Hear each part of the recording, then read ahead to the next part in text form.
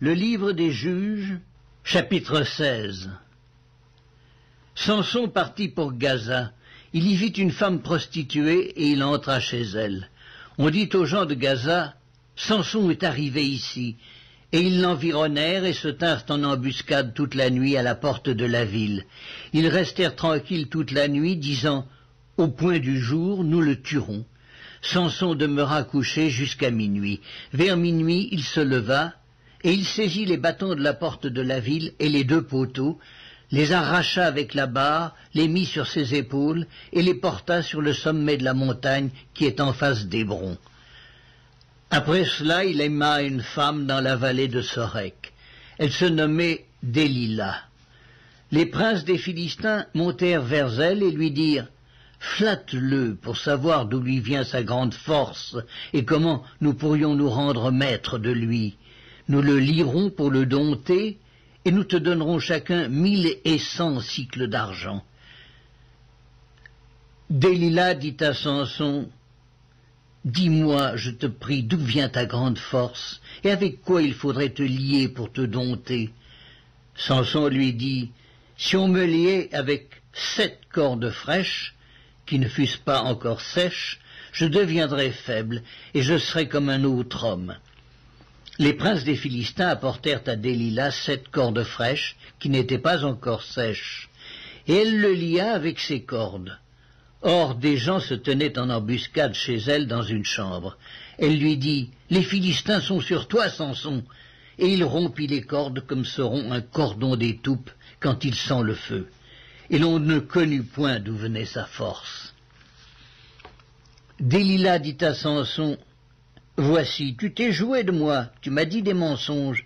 Maintenant, je te prie, indique-moi avec quoi il faut te lier. » Il lui dit, « Si on me liait avec des cordes neuves, dont on ne se fût jamais servi, je deviendrais faible et je serais comme un autre homme. » Délila prit des cordes neuves avec lesquelles elle le lia. Puis elle lui dit, « Les Philistins sont sur toi, Samson. » Or des gens se tenaient en embuscade dans une chambre, et il rompit comme un fil les cordes qu'il avait au bras. Délila dit à Samson, « Jusqu'à présent tu t'es joué de moi, tu m'as dit des mensonges, déclare-moi avec quoi il faut te lier. » Il lui dit, « Tu n'as qu'à tisser les 7 tresses de ma tête avec la chaîne du tissu. » Et elle les fixa par la cheville.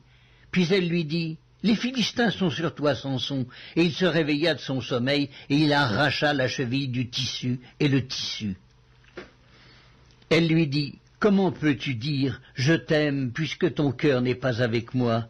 Voilà 3 fois que tu t'es joué de moi, et tu ne m'as pas déclaré d'où vient ta grande force. » Comme elle était chaque jour à le tourmenter et à l'importuner par ses instances, son âme s'impatienta à la mort.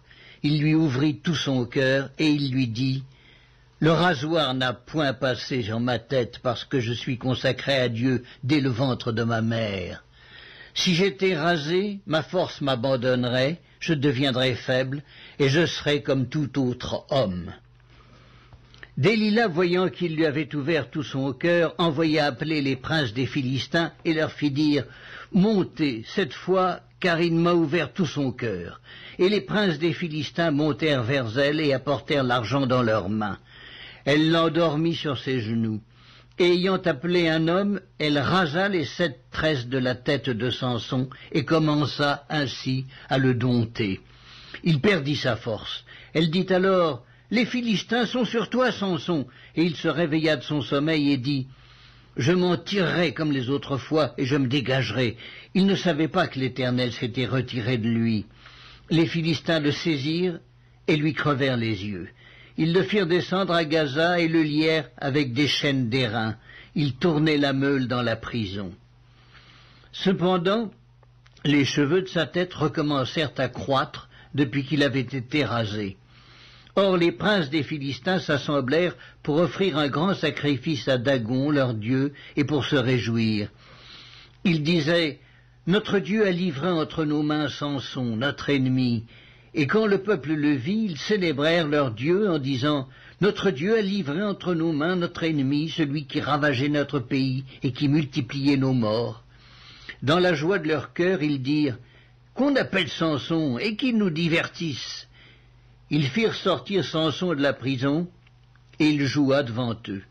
Ils le placèrent entre les colonnes, et Samson dit au jeune homme qui le tenait par la main, « Laisse-moi, afin que je puisse toucher les colonnes sur lesquelles repose la maison et m'appuyer contre elles. » La maison était remplie d'hommes et de femmes.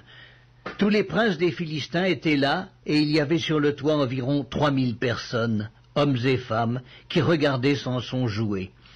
Alors Samson invoqua l'Éternel et dit, « Seigneur éternel, souviens-toi de moi, je te prie.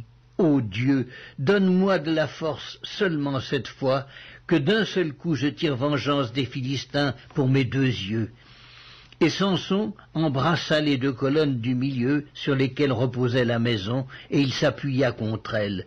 L'une était à sa droite et l'autre à sa gauche.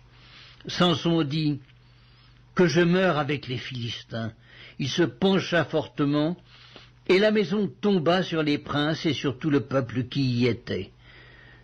Ceux qu'il fit périr à sa mort furent plus nombreux que ceux qu'il avait tués pendant sa vie.